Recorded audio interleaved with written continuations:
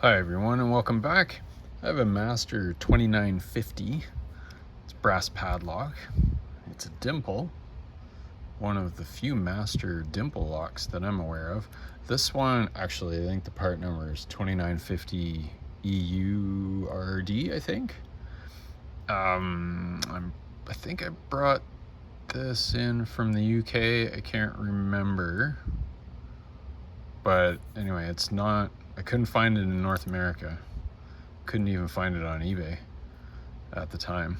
But yeah, I saw another Master dimple lock. What was the other one? 1145, I think, is another Master dimple lock that was pretty cool. And I thought, all right, I'll give it a try. Here's the key. And the key works. Nice shackle pop. This is 50 mil, I think. Yeah, 2950. So 50 mil. And I've grubbed this one. So this is another in my Unguttables series. I gutted it, got some pictures of the pins and stuff for the LPU belt app website, and I threw some grubs in it. So let's get it picked, and then we'll see what's inside it. I'm gonna tension with a 50 thousandths CI Turner. Fits that Keyway quite nicely. And it's good for picking in hand. Otherwise, if you're using a pry bar, that one doesn't fit very well, but a bit of an awkward hand position. So this makes it a bit more comfortable. And I'm using, what is this? A number 4? Yeah, number 4 dimple flag. There's the profile. Fairly long, narrow flag. All right, let's get going. 1 is springy, 2 is binding, 3 is springy, 4 is springy, 5 was binding a tiny bit, 6 is springy, 5 springy, 4 is binding. There we go. 3 springy, 2 springy, 1 springy, 2 springy, 3 springy, 4 springy. Bit of a false set there. I think I nudged something. 5 springy, 6 is binding again. Little something there. 5, 4, 3, 2 springy, 1 is binding. Fell a little deeper into a false set. Did I get one? There we go. Nice deep false set there. So we've got spools in there for sure. What's binding? 1 is springy, 2 is springy, 3 is binding. Counter rotation.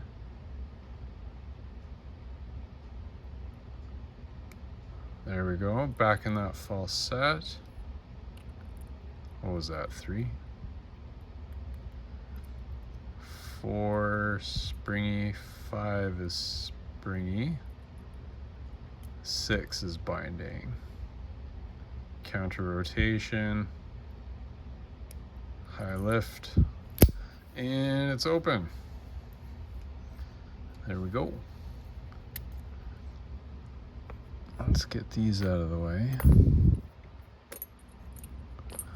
So this one's got a couple, so let's see. 2, 4, and 5 are kind of minimum lift pins. 1, 3, and 6. Sorry, 1 and 6 are kind of medium lift, and it looks like 3 is almost a max lift. But we only got 2 spools come into play there. All right, enough yapping. Let's get the pins out.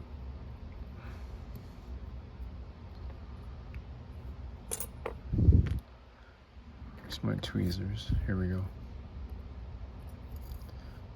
fairly long spring, and standard key pin with a lightly serrated driver. Let's see, you kind of see those serrations there. I don't know that I felt the serrations though. And we've got in 2.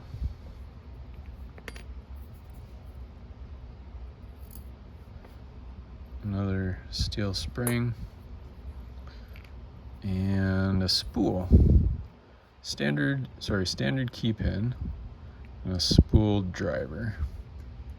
Kind of a shallow spool, but nice and long. Next,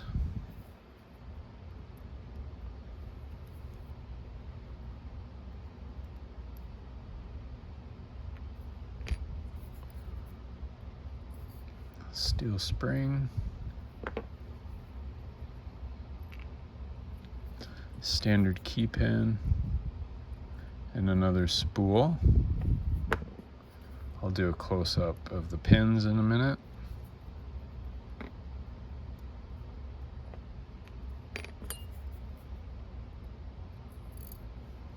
Steel spring,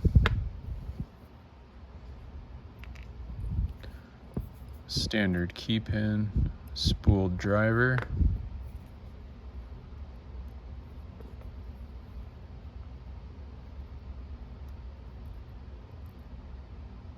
oh, come back here, there we go, steel spring in 5,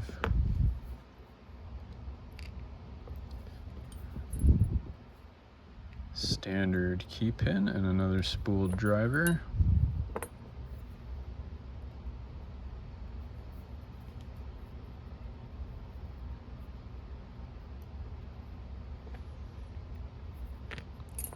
and 6, steel spring,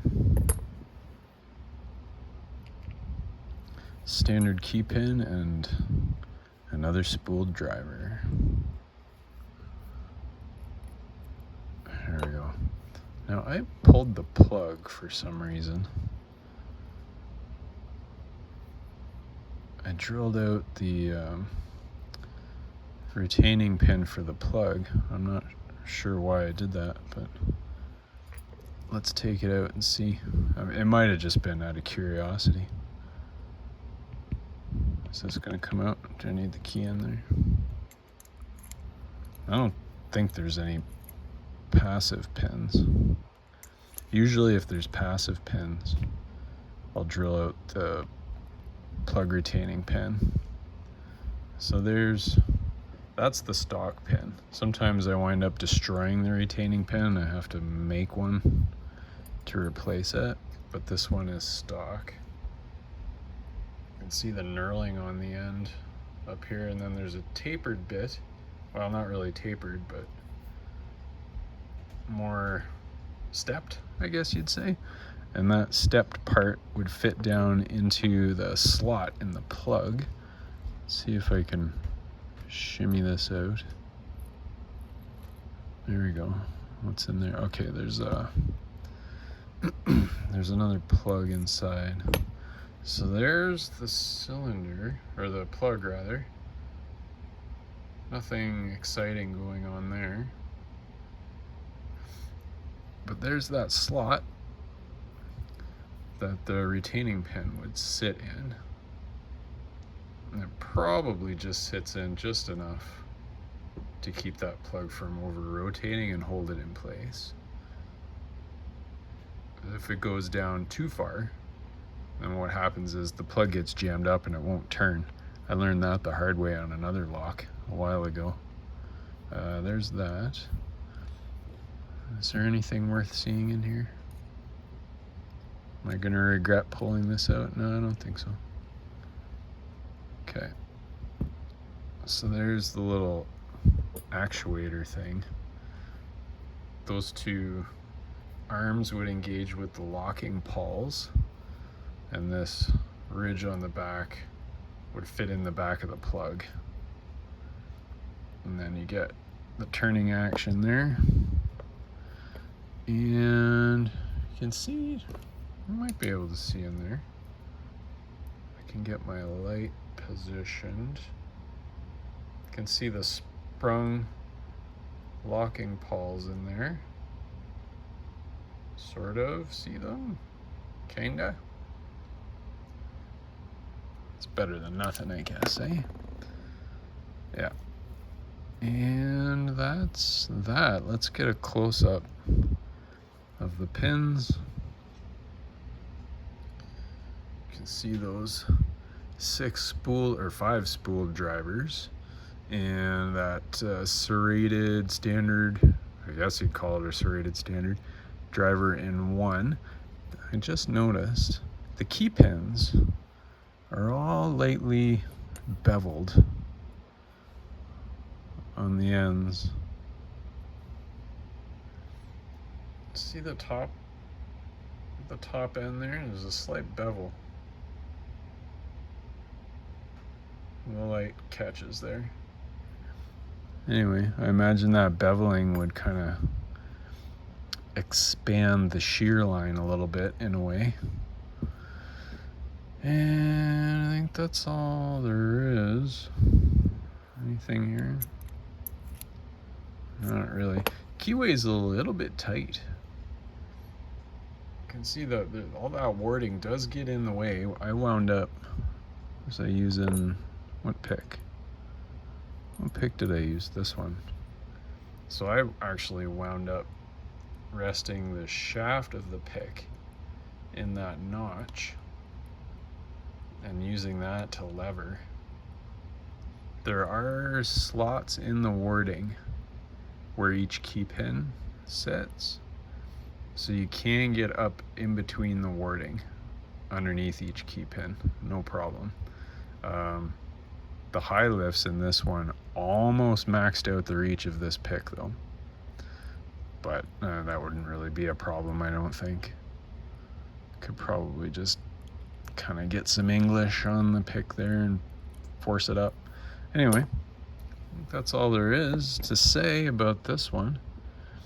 It's a fun pick. Good intro to dimples, I think.